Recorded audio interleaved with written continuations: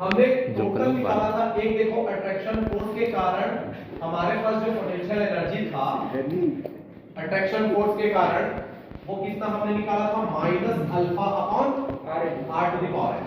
Minus क्यों लगा था समझ में आया था, क्योंकि वो फोर्स कैसा फोर्स था, अट्रैक्शन फोर्स, ठीक है। और एक हम लोगों ने निकाला था क्या, रिपल्सिव फोर्स के कारण, जिसमें हमारे पास वैल्यू कितनी आई थी, beta upon r to the power n। फिर हम लोग बोल रहे हैं कि टोटल इन दोनों अट्रैक्टिव फोर्स, अट्रैक्शन फोर्स और तुम्हारा रिपल्सिव फोर्स के कारण जो टोटल पोटेंशियल एनर्जी होगा, स्थितिज ऊर्जा होगा, वो कितना होगा, हमने बोला ut है और इसको हमने बोला ua प्लस कितना ur। तो ut इज इक्वल टू हो जाएगा ua की value minus alpha upon r to the power n हो गया था, और प्लस ur की वैल्यू हम लोग के पास कितना है, beta r to the power n, ठीक है। अब उसके बाद हमने बोला कि रिलेशन निकाल लेते हैं, क्योंकि हमको फोर्स देखना है कि वो फोर्स, अच्छा प्रूफ क्या करना था, प्रूफ ये करना था कि प्रूफ कीजिए कि अगर मान लो दो पार्टिकल्स के बीच में, किसी भी सॉलिड के दो पार्टिकल्स के बीच में फोर्स लगता है, अट्रैक्शन फोर्स भी लगेगा हमने देखा था और रिपल्सिव फोर्स भी लगेगा हमने देखा था, तो किसमें दूरी कम होने पर ज्यादा फोर्स कौन सा एक्ट करेगा, कौन सा फोर्स काम करेगा ज्यादा, रिपल्सिव फोर्स। तो उसी को प्रूव करना है, तो इस तरीके से तो टोटल हमने निकाल लिया। तो फोर्स निकालना है तो हमने बोला फोर्स और पोटेंशियल एनर्जी के बीच रिलेशन क्या होता है, फोर्स और पोटेंशियल एनर्जी के बीच रिलेशन क्या होता है, स्थितिज ऊर्जा और बल के बीच में क्या रिलेशन होता है, क्या संबंध होता है, तो मैंने बताया था माइनस ut लिया है तो u, और डिस्टेंस हमारा r के लिए है तो ये हो गया r। अगर मैंने इसी में निकाला तो माइनस d अपॉन डी आर, और ut की वैल्यू कितनी भाई, minus alpha upon r to the power n plus कितना हो जाएगा, beta upon r to the power n। अब तुमको किसके रिस्पेक्ट में करना है, r के रिस्पेक्ट में करना है। तो इसी चीज को अगर मैं अलग अलग लिखता हूं तो प्लस हो जाएगा, तो अल्फा कांस्टेंट है तो dr और ये हो जाएगा ऊपर ले जाओगे तो r to the power minus n। Same to same ये भी अपने पास कितना हो जाएगा, लिखिए माइनस में होगा, बीटा कांस्टेंट निकलेगा d अपॉन dr हो जाएगा, और ये r टू द पावर कितना माइनस n। तो यहां से हमारे पास वैल्यू कितनी हो जाएगी, तो डिफरेंशिएट करो, r के रिस्पेक्ट में है तो डिफरेंशिएट करेंगे कितना हो जाएगा, minus n into r to the power minus n minus 1। Same to same ये भी हो जाएगा, ये माइनस पहले से तो ये प्लस हो गया, तो बीटा m अपने पास कितना हो जाएगा, r to the power minus 1 minus m minus 1। Clear है यहां तक। तो ये हम लोगों के पास इस तरीके से वैल्यू आया हुआ है, और इसी को अगर मैं सॉल्व करता हूं तो ये क्या निकाल रहा है, फोर्स निकाल रहा है। तो ये कितना आया फिर, तो minus alpha n upon r to the power n plus 1। Clear हुआ, ये n माइनस 1 हो जाएगा, ये सॉरी ठीक है प्लस 1 हो जाएगा, और उसकी भी अगर मैं वैल्यू ऐसे लिखता हूं तो मेरे पास कितना हो जाएगा, plus beta m upon r to the power m plus 1। Clear है यहां तक। तो ये निकल गया हमारे पास क्या चीज, फोर्स। अब थोड़ा समझना, एक रेंज होता है, साम्यावस्था की स्थिति होती है, इक्विलिब्रियम का कंडीशन होता है, एक हो जाएगा पार्टिकल, दो पार्टिकल है, एक इनके बीच में कोई रेंज होगा, ठीक है, एक इनके बीच में रेंज होगा, जिससे क्या होता है, ये अगर दूर है तो यहां तक कब तक अट्रैक्ट करेंगे, जब तक कि इस आर ई पे ना हो जाए। आर की मतलब ऐसी दूरी है दोनों के बीच की, मध्य दूरी है, मतलब माध्य है, मिड पॉइंट है, मध्य बिंदु है, जहां तक ये दूसरे आपस में क्या करते हैं, अट्रैक्शन करते हैं। समझ में आ रहा है, इतना दूर तक अट्रैक्शन होता है। लेकिन ये जैसे ही इस लेवल को पार करते, कोई सभी ना, अगर मान लो ये स्टेबल है, ये अगर यहां तक आ रहा है तब तक अट्रैक्ट कर देगा, ये इसको तब तक खींचेगा जब तक कि क्या होगा, ये इस रेंज तक ना पहुंच जाए, ठीक है, कहीं पर है। लेकिन जैसे ही ये क्या करेगा, यहां से थोड़ा सा बढ़ने की कोशिश करेगा, तो इसको ये क्या करने लगेगा, फिर फेंकने लगेगा। समझ में आ रहा है। तो साम्यावस्था की स्थिति मैंने हम लोगों ने कल पहले ही देखा था, अगर कोई दो भी पार्टिकल ज्यादा दूरी पर है तो वो कौन सा फोर्स को अप्लाई करेंगे एक दूसरे पर, अट्रैक्शन फोर्स पर। लेकिन एक रेंज होगा यहां तक आने का, मान लो ये स्टेबल है, एक रेंज होता है इन दोनों के बीच का, जहां तक आने तक क्या करता है, अट्रैक्शन फोर्स अप्लाई होता है, आकर्षण बल अप्लाई करता है। लेकिन थोड़ा सा उस रेंज के आगे अगर पहुंचता है तो ये क्या होने लगता है, प्रतिकर्षित होने लगता है, समझ में आ गया। तो वो बीच का ऐसा पॉइंट है जहां से अट्रैक्शन और तुम्हारा रिपल्सिव फोर्स क्या करता है, एक्ट करने लगता है, ठीक है। तो ये हम लोग के पास इस तरीके से, तो ये हमारे पास यहां तक हमने फोर्स निकाला। अब इसी को बोल रहा है कि यार इक्विलिब्रियम की स्टेट में क्या बोलेंगे, इन इक्विलिब्रियम कंडीशन या साम्यावस्था की स्थिति में क्या हो जाएगा। तो कहां साम्यावस्था स्थिति है, मतलब इक्विलिब्रियम के केस कैसे समझ रहे हो, साम्यावस्था मतलब जहां अट्रैक्शन फोर्स और रिपल्सिव फोर्स ये दोनों क्या हो जाए, बराबर हो जाए। आया समझ, जहां आकर्षण बल और प्रतिकर्षण बल क्या हो जाए, इक्वल हो जाए। इक्वल कहां होगा, आर के। तो इक्विलिब्रियम के केस में जो आर है वो किसके बराबर हो जाएगा, आर के बराबर हो जाएगा। जब वो डिस्टेंस जो है वो कहां पर पहुंच जाए, आर पर। तो हम लोग आर पर बोल रहे हैं कि ना तो अट्रैक्शन फोर्स काम करता है ना तो रिपल्सिव फोर्स काम करता है। समझ में आ रहा है कि नहीं आ रहा है, ठीक है। तो इस केस में तो यहां से हमारे पास क्या हो जाएगा, इसको मैंने कितना इक्वेशन हुआ था हमारा, तो ये थर्ड होगा, ठीक है, ये थर्ड हो जाएगा। तो थर्ड हो जाएगा दैट बाय इक्वेशन हमारे पास। तो अगर ऐसा लिखते हैं तो फोर्स क्या हो जाएगा भाई, जीरो हो जाएगा, क्योंकि इक्विलिब्रियम के केस में सभी चीजें जीरो हो जाती है। फोर्स भाई दोनों तरफ से फोर्स लग रहा है, अट्रैक्शन फोर्स, रिपल्सिव फोर्स, हम बोल रहे हैं दोनों पर स्टेबल है, स्टेबल है या इक्विलिब्रियम की कंडीशन है। तो इक्विलिब्रियम कब कहा जाता है, जब दोनों तरफ से फोर्स क्या हो, या तो बराबर हो और या तो कोई फोर्स काम ना कर रहा हो, दोनों समझ सकते हैं अपन। तो फोर्स क्या हो जा रहा है, बोल रहे हैं जीरो हो जा रहा है। तो देन बाय इक्वेशन तो ये हो जाएगा जीरो, ये हो गया हमारे पास अल्फा एन, और आर की जगह क्या लिखेंगे अब आर की जगह लिखेंगे आर ई। तो जब r की जगह r ही लिखा जाता है तो फोर्स क्या हो जा रहा है, जीरो हो जा रहा है। प्लस कितना हो जाएगा, तो बीटा m, और ये कितना हो जाएगा r की to the power m plus 1। Clear है यहां से। तो यहां से अगर मैं इसकी वैल्यू निकालता हूं, इसकी वैल्यू निकाल, देखो तुमको प्रूफ क्या करना है कि रिपल्सिव फोर्स ज्यादा होता है अट्रैक्टिव फोर्स से या अट्रैक्शन फोर्स से। प्रतिकर्षण बल दूरी कम होने पर, डिस्टेंस कम होने पर क्या होता है, ज्यादा होता है किससे, अट्रैक्शन फोर्स से। तो यहां से अगर मैं ट्रांसफर कर दूं तो मेरे पास क्या मिलेगा, वो थोड़ा सा ध्यान दिए रहना। ये हो जाएगा अल्फा एन, मैंने ट्रांसफर किया, r e to the power n plus 1 is equal कितना हो गया, beta m r e to the power m plus 1। चलो इसको ट्रांसफर करो तो कितना हो जाएगा, r e to the power m plus 1, और ये हो गया r e to the power m plus 1। इसको मैंने इधर ट्रांसफर कर दिया, ये पहले से था। इधर अगर ट्रांसफर करते हैं तो बीटा m और ये क्या हो जाएगा, अल्फा n हो गया। इसको ऊपर ले जाते हैं तो इसको भी ध्यान रखे रहना और इसको भी ध्यान रखे रहना। याद करके क्या लिख सकते हैं, r e, इसको ऊपर ले जाके क्या हो जाएगा भाई, m माइनस n, 1 1 कट जाएगा ऊपर जा करके। तो ये हो गया हमारे पास, तो ये हो जाएगा beta upon alpha into m upon n। इसको थोड़ा सा याद रखना। क्लियर हुआ, यहां तक किसी को कुछ डाउट थोड़ी है, समझ में आ गया। नॉर्मल सा चीज है। हमने क्या किया, अट्रैक्शन फोर्स के लिए क्या निकाला, पोटेंशियल एनर्जी निकाला। रिपल्सिव फोर्स के लिए या फिर प्रतिकर्षण बल के लिए हमने क्या निकाला, पोटेंशियल एनर्जी या स्थितिज ऊर्जा निकाला। अब दोनों को हमने टोटल निकाल दिया। टोटल निकालने के बाद हमको चाहिए मेन फोर्स, चाहिए कि वो फोर्स कौन सा, कि रिपल्सिव फोर्स बड़ा है कि अट्रैक्टिव फोर्स बड़ा है। तो फोर्स ही चाहिए। तो हमको पता है कि पोटेंशियल एनर्जी, स्थितिज ऊर्जा और फोर्स के बीच में रिलेशन क्या होता है, ये होता है। अब डिफरेंशिएट कर दो यार, चलो डिफरेंशिएट कर दिया, इक्वेशन थर्ड आ गया। अब अपने पता है कि इक्विलिब्रियम के केस, इक्विलिब्रियम के केस ऐसा केस हो जाता है जो उस पॉइंट पर लगता है, साम्यावस्था बिंदु पर लगता है, इक्विलिब्रियम पॉइंट पर लगता है जहां लगने वाला फोर्स क्या होता है, जीरो हो जाए। तो वो पॉइंट हमने कौन सा मान दिया है, आर ई मान दिया है, स्मॉल आर आर ई मान दिया, ठीक है। तो यहां पर हम लोगों ने एक रिलेशन फाइंड आउट किया। क्लियर, चलो अब रिलेशन फाइंड आउट हम लोगों ने इस तरीके से कर दिया है। तो टोटल ऊर्जा कितनी है, टोटल काइनेटिक एनर्जी हमारे पास कितनी हो जाएगी उसके बारे में बोलते हैं। टोटल काइनेटिक एनर्जी का बात नहीं है, उसी के बारे में बात कर रहा है, पोटेंशियल के बारे में। तो बुक कभी कभी गड़बड़ दे देता है, ठीक है। चलो हो गया ना, इस तरीके से हम लोगों के पास इतना आया, इस तरीके से वैल्यू निकाला हुआ है, ठीक है। तो टोटल एनर्जी, तो पोटेंशियल एनर्जी कितनी होगी। अच्छा एक चीज और थोड़ा समझते चले, तो यहां बस अगर हम लोग टोटल निकालने की बात करते हैं तो वैल्यू कितनी, दो चीजें समझना चाहते हैं। देन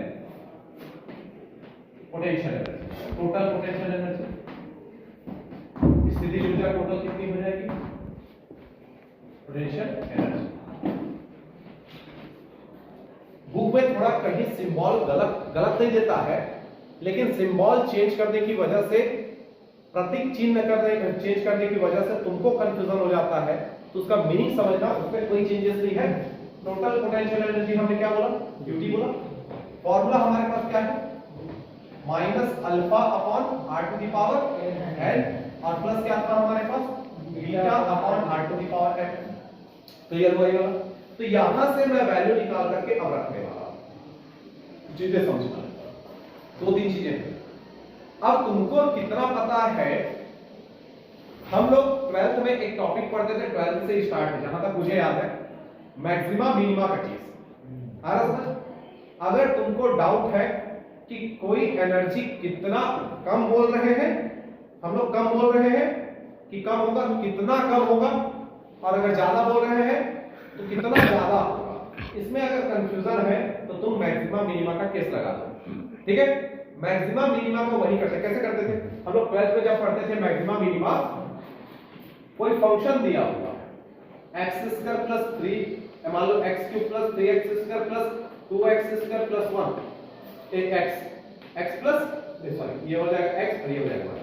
अब मैंने बोला इसका मैक्सिमा और मिनिमा निकालो, तो 12th में हम लोग कैसे करते थे, या फर्स्ट ईयर में भी हमने पढ़ा है, सेकंड ईयर में भी फिजिक्स में हमने पढ़ा है, कैसे करते थे, डिफरेंशिएट करते थे, डिफरेंशिएट कर दिए, फिर दो बार डिफरेंशिएट कर दिए, मन गया तो तीसरे बार भी डिफरेंशिएट कर दिए। लेकिन हमने 12th तक एक बार डिफरेंशिएशन, दो बार, एक बार डिफरेंशिएशन, दो बार डिफरेंशिएशन तक रुका। फिर पॉइंट निकालने के लिए क्या करते थे, जो एक बार डिफरेंशिएशन हुआ है उसको 0 के बराबर रखते थे। 0 के बराबर रखोगे तो यहां पर कोई x की वैल्यू आती थी, और उस x की वैल्यू कहां रखते थे, फिर अपन f डबल प्राइम में रखते थे, और अगर इसकी वैल्यू नेगेटिव आ जाती थी तो बोलते थे कि हाँ ये मैक्सिमा है, नेगेटिव आती थी तो बोलते थे मैक्सिमा है, और यही वैल्यू अगर मान लो पॉजिटिव आ जाता तो मिनिमा है। आ रहा समझ? सेम टू सेम अभी इसके लिए करना है। तो चलो देखो, तो फिर क्या करेंगे क्या नहीं करेंगे उसको थोड़ा सा ध्यान रखना। तो टोटल वैल्यू अगर मैं निकाल रहा हूं, मेरे पास वैल्यू किस तरीके से बच रहा है उसके बारे में चलो ध्यान देना यार।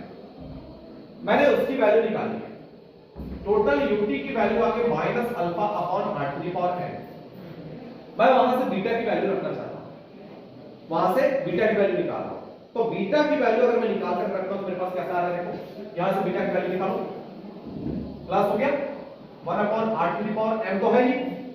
बीटा की वैल्यू निकालो, बीटा की वैल्यू हम लोग पास कितना हो जाएगा, ये होगा अल्फा इनटू एन, फिर आ जाएगा r e to the power m minus n और अपॉन एम। क्लियर हुआ?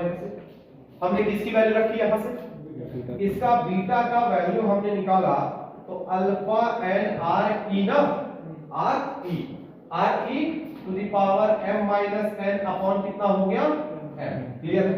इन दोनों की वैल्यू हम लोगों ने इस तरीके से रख दिया। ठीक है, अब देखो यार, ये हम लोगों के पास इस तरीके से, तो ut की वैल्यू हम लोगों ने क्या किया, दोनों में अल्फा है, कुछ देख लो कटेगा कि क्या होगा उसके बारे में आ जाते हैं। तो अगर मैंने इसको सॉल्व किया तो मेरे पास वैल्यू कितना निकलेगा, ध्यान देना, दोनों में से क्या कॉमन निकला, अगर मैं दोनों में से माइनस ऐसा निकालूं, माइनस अल्फा, तुम्हारे बुक क्या पढ़ी, और आर, अच्छा ये भी ई हो जाएगा, जब ई रख रहे तो आ रहा समझ, ये लिखेंगे तब तो बीटा की वैल्यू रखेंगे ना भाई, ऐसा नहीं कि आर के बीटा की वैल्यू निकली नहीं, क्या निकालने पर वो चीज आया है, आर की जगह आर ई रखने पर आया है, तो आर ई सबके जगह आएगा तो हमारे पास वैल्यू कितनी हो जाएगी, तो मैंने निकाला r e to the power n, इसको अगर मैं निकालता हूं तो मेरे पास आ गया यहां से तो 1 बच जाएगा, यहां माइनस नहीं था ये वाला हो जाएगा, बाकी यहां से r to the power n निकल गया, इधर से ध्यान देना इधर से भी बचेगा, तो हम लोग के पास ये तो r है भाई, इसका मतलब है तो वही है, इसका मतलब क्या है r e to the power m और upon r e to the power n। इसको अगर मैं तोड़ूंगा अलग अलग तो नीचे आएगा, नीचे आएगा तो क्या बचा फिर हम लोग के पास, तो n हमने निकाला है, n निकाला, m वाला टर्म बच गया, और n वाला r की वाला और r i वाला ये कटेगा, ये कट गया, बचा क्या, अल्फा हमने निकाल लिया, n अपॉन क्या बच गया, m बच गया। क्लियर हुआ ये वाला? तो ये हम लोगों के पास इस तरीके से दिया हुआ है, समझ में आया? ठीक है, अब क्यों कर रहे हैं समझना। क्योंकि हम लोगों को अल्फा बीटा गामा से कोई मतलब नहीं है, समझ में आ रहा है क्या? हमें क्या प्रूफ करना है? हमें ये प्रूफ करना है। तो m और n होना चाहिए, ठीक है? m और n होगा तो हम जल्दी से निकाल सकते हैं। जितना बेकार चीजें जो है वो एलिमिनेट हो जाए तो हमारा आंसर जल्दी आ जाएगा। यहां तक क्लियर है? कैसे टूटा क्या चीज है? जी नहीं समझ में आ गया? हम प्रॉपर लिख लेना है, बीटा की वैल्यू हमने रखी। चलो अब अपने को ये देखना है कि ये जो पोटेंशियल एनर्जी है इसका मैक्सिमा या मिनिमा वैल्यू कितना है, और मैक्सिमा और मिनिमा वैल्यू के लिए हम क्या करेंगे? तो न्यूनतम ऊर्जा, मान लेते हैं न्यूनतम ऊर्जा की बात करते हैं, तो न्यूनतम ऊर्जा बोलो तो क्या होगा? वही चीज है, जब कभी भी मैक्सिमा या मिनिमा चेक करना है तो तुमको पता है कि करना है। ठीक, यू हमने लिया तुम्हारा बुक वी लेकर के बनाया हुआ है फॉर, अब क्या बोलेंगे? फॉर मैक्सिमा और मिनिमा, मिनिमा एट पॉइंट, कौन से पॉइंट चल रहा है? R is equal to R। समझ आया? उस इक्विलिब्रियम पॉइंट पर, उस साम्यावस्था की स्थिति में उन दोनों पार्टिकल का या किसी एक पार्टिकल का पोटेंशियल एनर्जी या स्थितिज ऊर्जा क्या मिनिमम कितनी हो सकती है या मैक्सिमम कितनी हो सकती है? क्योंकि इक्विलिब्रियम का केस है। अच्छा, इक्विलिब्रियम मतलब रुका है, मतलब एनर्जी क्या होगी? कम है। समझा? कितनी कम एनर्जी, तो कितनी कम एनर्जी होगी तो कम कहती है। तो वही चीज है, क्या है? या तो तुम dv upon d r e is equal to 0 करो, जो मैंने तुमको बताया, आया समझ? और या तो फिर तुम क्या करो? d2v, v नहीं ना, ut है ना, ut, और ये हो जाएगा ut अपॉन dre2 की वैल्यू किसके बराबर कर दो? 0 के बराबर। समझ आए? तो किसको करेंगे? जल्दी आ जाएगा, सेकंड वाले को कर देते हैं, जल्दी आ जाता है, क्या दिक्कत है? तो वही चीजें हैं, दोनों की वैल्यू 0 कर देते हैं तो अपने पास आ क्या? चलो दो बार डिफरेंशिएट करो। अब जो आया हुआ है उसको हमको दो बार डिफरेंशिएट करना। किसको भाई? ये वाले, ये आया वो अलग बात, आ रहा समझ? अभी बीटा की वैल्यू बिना रखे तुम इसको सबसे पहले दो बार डिफरेंशिएट करो, ठीक है? तो दो बार चलो डिफरेंशिएट करते हैं। तो इसको मैंने बोल दिया इसी पे रखना है, इसको हमने कितना बोल दिया? ये हो जाएगा 4। क्लियर है? यहां से हम लोग उसको डिफरेंशिएट कर रहे हैं किसके रिस्पेक्ट से? देखो अपने पास ut की वैल्यू है minus alpha r e to the power n plus beta r e to the power n। ध्यान देते चलना। अब इसी को दो बार डिफरेंशिएट करना है। एक बार चलो सबसे पहले करो, एक बार करेंगे तो किसके रिस्पेक्ट में भाई? r e के रिस्पेक्ट। अगर मैंने डिफरेंशिएट किया तो ये कितना हो जाएगा? तो कितना आया था अपने पास? तो माइनस और माइनस प्लस, मतलब अल्फा n, फिर आ जाएगा कितना? r e to the power n plus 1 आया था, और दूसरे वाले में माइनस कितना आया था? बीटा m, और r e to the power n plus 1 आया था। लेकिन हमको क्या चाहिए? ये 2 क्योंकि 2 से जल्दी। अच्छा एक बात बताओ, पॉइंट दोनों में से निकालेंगे, किसमें से जल्दी पॉइंट निकलेगा? इसमें से निकालेंगे, पॉइंट निकलेगा तो ये आएगा 3x² + 6x + 1। इसको 0 बराबर करते हैं, ठीक? या इसी से इससे जल्दी निकलेगा, किससे जल्दी निकलेगा? 6x + 6 किससे जल्दी निकलेगा? पॉइंट ये वाले निकलेगा। आ रहा समझ? तो जितना ज्यादा डिफरेंशिएट करोगे तुम्हारा जो फंक्शन है, और फंक्शन का मतलब क्या समझते हो? मैथ्स में हमेशा बोला जाता है कि एक फंक्शन दिया है, एक फंक्शन दिया है, एक फंक्शन दिया है, तो फंक्शन का मतलब क्या हो जाता है? क्वेश्चन। तो जाके प्रश्न दिया गया है, क्वेश्चन दिया, एक फंक्शन दिया गया है। फंक्शन बिना मैपिंग के आएगा नहीं, फंक्शन जो है बिना मैपिंग के नहीं आता। तुमको तुम्हारे सर मैडम लोग पढ़ाते हैं बिना मैपिंग के, अभी पता नहीं कितने बार उन्होंने पढ़ाया f ratio x tends to y। इसका मतलब समझे? मतलब ये हो जाता है कि जब f के साथ x रखा जाता है तो क्या आता है? ये इसका मतलब है। फंक्शन सेम टू सेम वही है, फंक्शन है भाई, तो फंक्शन का मतलब हो जाता है क्वेश्चन दिया गया है, तो बिना मैपिंग के तुम्हारा फंक्शन नहीं बनता। ठीक है?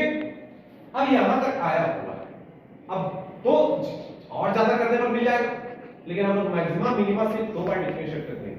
सर तो ऐसा बात है तो तीसरे बार नहीं कर सकते, कर सकते बिल्कुल, एक बार नहीं कर सकते, अरे इसको भी एक बार रख दो, कोई इशू नहीं है, कोई इशू नहीं है उस चीज से, ऐसा कोई इशू नहीं है, लेकिन हम लोग मोस्टली दो बार करते हैं।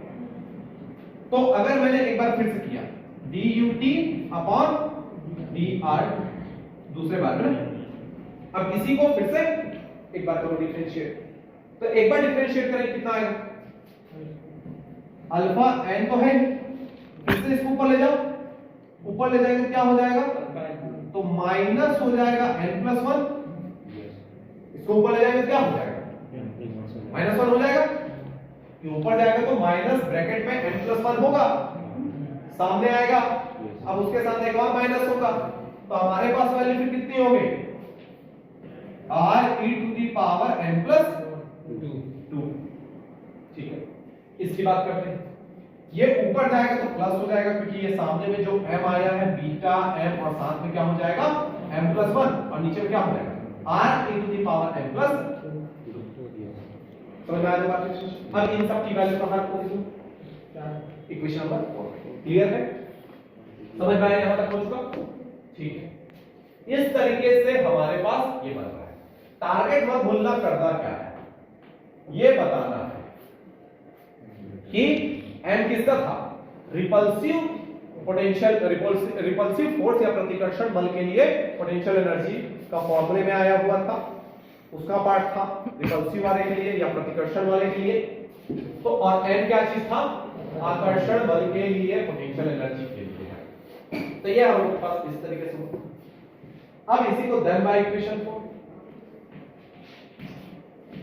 अगर मैंने इक्वेशन 4 के बारे में बोला तो d2ut अपॉन कितना हो गया, dre2 इज इक्वल टू 0। चलो इसकी वैल्यू क्या है, इसकी value minus alpha n n plus 1 r e to the power n plus 2 beta m m plus 1 r e to the power m plus 2 is equal to 0। अब तुमको अगर पता है, अब यहां से दो चीजें, या तो नकल चौटाई करो, बात यही हो जाता है कि हमको आंसर से पहले क्वेश्चन को रगड़ के समझना पड़ता है। आया समझ? चाहे मैथ्स का तुम्हारा फाइनल ईयर का थ्योरम हो, थ्योरम में आंसर तुम कुछ भी लिख सकते हो, लेकिन जब तुमको क्वेश्चन समझ में आए तो, क्योंकि जिस समय मैं बीएससी फाइनल ईयर में था, मेरे को क्वेश्चन ही समझ नहीं आता था मुझे, तो मैं लिखूं क्या, राइट? सभी क्वेश्चन मुझे एक जैसा लगता था उस समय। उसी यूनिट का अगर तुम एक थ्योरम पढ़ते हो, दूसरा थ्योरम पढ़ते हो, तुमको फिर से वही एक सेम लगेगा। तो तुमको सबसे पहले आंसर बन जाएगा, क्वेश्चन को समझने का है। अगर इस क्वेश्चन को समझ गया तो अब यहां तुम्हारे दो मेथड, अब या तो ये मेथड जो होता है ये ज्यादा तोपचंदों के लिए होता है, जो ज्यादा समझ जाते हैं मैथ्स को, मतलब मैं डेरिवेशन करते करते प्रॉपर ये लाऊंगा, समझ में आया? लेकिन जो कम पढ़ने लिखने वाला है तो उसके लिए कोई ऑप्शन नहीं, क्या है ना, ऑप्शन है, ऑप्शन बिल्कुल ऑप्शन है। क्या तुमको मैंने बताया ना, ये क्वेश्चन क्या बोल रहा है, जब तुमको पता है कि क्या प्रूफ करना है तो तुम 2-4 स्टेटमेंट को लास्ट में तुमको पता है क्या प्रूफ करना है। मैंने बोला मैथ्स में चलो प्रूफ करो x plus 2 upon something something जो भी, या फिर मैंने बोला limit of x theta tends to 0 sin theta upon theta की वैल्यू 1 आती है, मैंने बोला प्रूफ करने के लिए। अब तुम्हारे माइंड की बत्ती जल जानी चाहिए कि लास्ट में क्या आंसर लाना है। अब यहां दो मेथड, जो ज्यादा पढ़ने वाला होता है वो ज्यादा ही कंफ्यूज रहता है, बार बार बोल रहा हूं, उसको टेंशन ज्यादा रहता है। मैंने किया, अरे यार ये सर ने दिया है, ठीक है, एक काम करते हैं, लिमिट लगा है, अरे याद नहीं आ रहा मेथड, अच्छा ठीक है, sin थीटा अपॉन सर ने बोला थीटा, ठीक है, limit of theta tends to 0, ठीक है, अब सर ने बताया था, क्या बताया था, याद नहीं आया, ठीक है, छोड़ के आ गया। और जो कुछ लोग हैं, 3 टाइप के लोग हैं ना, 3 नहीं 4 टाइप के लोग हैं। एक ज्यादा होशियार है जो पूरा बनाएंगे, मतलब हाँ सर ने बताया था लिमिट लगता है, थीटा वाला है तो वो डीएल हॉस्पिटल लग जाएगा, ये हो जाएगा cos थीटा, और थीटा के रिस्पेक्ट में करेंगे तो थीटा का मान हो जाएगा cos sin थीटा का sin थीटा हो जाएगा, और थीटा का रेशियो क्या रखना है 0, तो 0 रखेंगे तो cos 0 वैल्यू 1 आ गया, ठीक है। ये सबसे तोपचंद होता है। दूसरा, जिन लोग सभी चीज पढ़ेंगे बोलते हैं तो वो थोड़ा सोचा नहीं यहीं छोड़ के आ जाएंगे, मतलब तुमने सामने बनाया। तीसरे पे आते हैं वो लोग जो आता भी रहता है लेकिन फिर भी नहीं बनाते, मतलब सबसे लास्ट वाले। तो ये दूसरे वाले लोग हैं, ये पहले वाले लोग, सॉरी ये दूसरा है जो बीच में छोड़ के आ जाते हैं, ये पहला है जो पूरा पूरा बनाएगा, और एक हो जाता है तीसरा वाला। तीसरा वाला सबसे अच्छा है, उसको पता है कि क्वेश्चन क्या है। तो सर ने बताया कि क्वेश्चन एक बार स्टार्टिंग में जरूर लिखते हैं, ठीक। अच्छा कुछ तो करना था, चलो कुछ छेड़खानी करते हैं, theta upon sine theta, theta upon theta multiply करते हैं, फिर और कुछ तीसरा पाल। अरे लगना चाहिए, सर ने बोला था कॉपी भर दो, कुछ लगना चाहिए, लिख दिया। आ रहा है कुछ आंसर? नहीं आ रहा है, लेकिन सर ने ये बताया था कि नकल चोटाई करना बहुत अच्छी चीज है। तुमको पता है ना लास्ट में क्या आने वाला है? प्रूफ। गलत है आंसर? तुमने छेड़खानी किया कि नहीं किया? हमने किया ना छेड़खानी। अरे कुछ उटपटांग चीज करना तो चाहा, आगे हल करने पर, आगे सॉल्व करने पर। अब वो करे सॉल्व, आंसर तुम्हारा आया कि नहीं आया? कैसे सॉल्व किया हम नहीं बताएंगे, अपना सीक्रेट। आज हमारा आ गया। तो प्रूफ करने वाला यूनिवर्सिटी इसीलिए तुमको देता है, तुमसे नकल चोटाई पढ़ा इनडायरेक्टली वो करवाता है। प्रूफ करने वाले का मतलब हो जाता है तुमको जब आंसर पता चल गया, मैंने तुमको कोई क्वेश्चन दिया बनाने के लिए, और वो क्वेश्चन मैंने तुमको जब दिया है बनाने के लिए, तो सबसे पहले जब बन जाएगा तुम्हारा तो तुम ये पूछते हो, कॉमन सा चीज है, पूछोगे सर आंसर कितना है। अब जिसने पूछा है, मैंने बोला तेरा कितना है? 2, तो ठीक 2 आ गया। अब मान ले अगर 2 नहीं आया तो तुम उसको 2 लाने की कोशिश करोगे। अब वो कैसे आएगा वो तुम्हारे ऊपर है, लेकिन वो 2 अगर मैंने बोलते कि उसका आंसर 2 है तो तुम्हारा भले 2 आंसर कैसे भी नहीं आए, गलत मार्क्स बना दोगे, लेकिन क्या लिखोगे? 2 लाओगे कैसे भी तिरंगाबाजी करके। यही चीजें होती है, तुम्हारा इंस्टीट्यूट तुमको प्रॉपर देता है पास होने का, चाहे मैथ्स की बात हो चाहे। तो क्वेश्चन समझ में आया है कि अपने को करना क्या है। अब अगर मान लो सर इतना हमसे नहीं बन पा रहा, तो मैंने तो स्टार्टिंग में इसलिए क्वेश्चन तुमको बताया था कि भाई ये लाना नहीं आता सर, नहीं आ रहा है समझ, इतना मत बनाओ, लास्ट में लिख दो, आगे हल करने पर एंड रिजल्ट हो जाए, हो गया कुछ तुम्हारा। बीच में फिजिक्स वाला चीज जंप कर सकते हो अगर तुमको पता रहे लास्ट में लाना क्या है। आ रहा समझ? किसी चीज का इंटीग्रेशन दिया, dx = 1 + x to the power 5, अरे बाप रे, अच्छा 0 to infinity, ठीक, वेरी गुड सर। अब इंटीग्रेशन करोगे, चलो इंटीग्रेशन करके बताओ। सर अगर 4 रहता तो बन जाता सर, क्यों? उसमें x to the power 4 रहता तो x स्क्वायर का हम लोग क्या मान लेते? t मान लेते सर, फिर tan वाला फार्मूला बन जाता, फिर tan वाला फार्मूला बन जाता तो इजी था, फिर π/2 आंसर आ रहा कि नहीं आ रहा? चलो ज्यादा √π/2 हो जाता। लेकिन सर होशियार है, मेरे को नहीं पता ये वाला फंसाता है, तो मैं क्यों दूंगा फिर इवन वाला? मैं किसको दूंगा फिर? आप करो बेटा, किसको टी मानोगे? अब मानो टी, किसको मानोगे? इंटीग्रेशन जब आता है सबसे पहले हमारा क्या होना चाहिए? टाइम। क्या काम करना चाहिए? सबसे पहले देखो कि टी मान सकते हैं, दूसरा अगर टी फेल हो गया तो नहीं मान सकते सर, वेरी गुड। फिर पार्शियल फ्रैक्शन जिंदाबाद, आंशिक भिन्न जिंदाबाद, फिर आंशिक भिन्न क्या? आंशिक भिन्न फेल हो गया तो सर, तो एक 6वीं में हमने सीखा था सब्स्टिट्यूशन मेथड, प्रतिस्थापन विधि। x के जगह कुछ मान लो, आ रहा है क्या? तो बनाओ फिर इसको। हाँ, लेकिन मैंने ये बोल दिया इसकी वैल्यू आएगी 5/2। प्रूफ दैट मैंने बोला, प्रूफ दैट। अब तुमको मैं नकल चोटाई करवा रहा हूं, क्योंकि अगर तुम पास नहीं हुए, मोस्टली लोग फेल हो गए, 100 में से 50 फेल हो गए, तो फिर इमेज तुम्हारी नहीं गिर रही, इमेज मेरी गिर रही है, और मेरे कॉलेज की गिर रही है कि मैं ढंग से नहीं पढ़ा पा रहा हूं, वहां बच्चे बहुत ज्यादा फेल होते हैं। तो हम अपने इंस्टीट्यूट को मारेंगे क्या?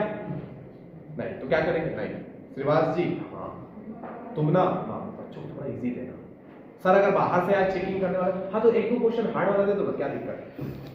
हमको बोलते भी बन जाएगा सामने वाले को कि हमने हार्ड वाला भी क्वेश्चन दिया था, लेकिन सर बच्चे हमारे बहुत अच्छे हैं, उनको ये चीजें बहुत अच्छे तरीके से पता है, हम बहुत अच्छे पढ़ाते हैं। लेकिन मैं तुमको इनडायरेक्टली क्या कर रहा हूं? नकल चोटाई करना चाह रहा हूं। आंसर बता दिया ना मैंने बता दिया, तो मैं एग्जाम ड्यूटी कर रहा हूं, सर इसका आंसर क्या है सर? अब इसका आंसर ये है। अब वो आंसर पता चल गया ना, तो मैं तुमको गारंटी देता हूं कि तुम तिगड़मबाजी करके वो आंसर ला दोगे। समझ में आया? तो यही चीज यूनिवर्सिटी वाला करता है। मैथ्स में बता रहा हूं, कोई जरूरी नहीं है कि तुम भसक जाओ या फिर फेल हो जाओ, सीधा सीधा है, जहां तक समझ में आता है करो, दो चार पेन तो चला दो ना। हम लोग क्या बोलते हैं, कुछ चीजें तुम लिखोगे तब तो हम नंबर देंगे। स्टेप मार्किंग, तुम भी क्वेश्चन पूछते हो सर स्टेप मार्किंग मिलता है कि नहीं मिलता? मिलता है ना, क्यों नहीं मिलता? तुमने लिखा देंगे हम, है कि? तो मैंने बनाया, ठीक है, अरे यार नहीं आ रहा है यार, अब कैसे किया जाए?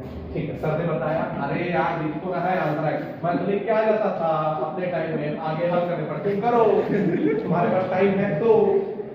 मैंने कर लिया, कहाँ किया? रफ में नहीं, मैंने अपने माइंड में कर लिया। कितना आ गया? 5 तो नहीं हो गया पास, तुमको 5 नंबर नहीं मिलेगा। मिलेगा, अबे 5 नंबर नहीं मिलेगा, 4 मिलेगा, 4 मिलेगा, 3 मिलेगा, तो 0 मिलने वाला तो कितना मिल गया? 3। हमारे तरीके क्या जा रहा है भाई, समझ आ गया? तो तुमको पता चल गया क्या लाना है। अगर इतना तक समझ में आ गया तो ठीक, आगे मन नहीं कर रहा है, टाइम नहीं है, टाइम नहीं है, आगे हल करने पर आ गया, अरे वाह, समझ आ गया? क्लियर है? अच्छा, इसमें सर गड़बड़ कर रहे हैं, क्या कर रहे हैं? ये तो लगाया नहीं अपन। इक्वल आ जा रहा तो इक्वल आ रहा तो हम गलत कर रहे हैं। अभी मेरे को समझ में आ गया ना क्या लाना है, इसीलिए मैं बोलता हूं सबसे, जब कभी फिजिक्स पढ़ते मैथ पर, लास्ट वाले पॉइंट देखना लाया क्या है। क्या लाया है सर? कन्वर्जेंट लाया है मैथ्स का, अभी सारी, बस अब समझ में आ गया लाना क्या है। अब कन्वर्जेंट प्रूफ करने वाला काम चालू करो। अभी लाया m greater than n, last में ही लाया, हाँ बस इसके लिए क्या चाहिए? अब m ग्रेटर देन n लाना है। तो इसकी वैल्यू हम लोग इक्वल ना लिख के क्या लिखेंगे? नहीं समझ में आएगा, जिन लोगों को प्रॉब्लम होगा लिख के आ जाएगा, लेकिन क्वेश्चन समझ में आना चाहिए। प्रूफ करने वाला मैथ्स में दे देता है, फिजिक्स में सिर्फ वर्डिंग देता है, जिसकी वजह से वर्डिंग होता है कि m ग्रेटर देन n। समझ आया क्या है? अगर इधर से मैंने लिखा, अब क्या चाहिए? अब सॉल्व करो, अल्फा बीटा घटाना है, अभी बीटा की वैल्यू निकाले थे, यहां रखो, minus alpha n n plus 1 r e to the power, और एक है जो सबसे पहला वाला पूरा बनाएंगे, समझा रहे कि नहीं यार? तो पूरा बनाएंगे तो हमारे पास वैल्यू कितनी हो जाएगी? तो चलो देखो, इसका एलसीएम निकाल देते हैं। एलसीएम निकालेंगे तो हमारे पास कितना आएगा वैल्यू, वो भी ध्यान रखे रहना। यहां से एक अल्फा की वैल्यू है, बीटा की वैल्यू, किसी भी वैल्यू निकालो, चलो एलसीएम निकाल दे। तुम्हारे ग्रुप ने एलसीएम निकाला है, तो क्या क्या आएगा उसके बारे में थोड़ा ध्यान दो। दोनों में से अगर मैंने कॉमन निकालना चाहा, देखो एक तो n प्लस m वाला केस हो गया, और एक अगर मैंने वैल्यू निकाला तो मेरे पास आया क्या, वो थोड़ा सा समझ जाना। मैं इसमें से निकाल रहा हूं क्या चीज, मैं इन दोनों में से निकाल रहा हूं r to the power e m plus 2 का मैंने निकाला, क्या बचा भाई यहां से? Minus alpha n n plus 1 upon कितना? R into the power n plus 2, और इसमें से मैंने कुछ कॉमन निकाला क्या? नहीं, इसको तो दिया है, कुछ निकाला है,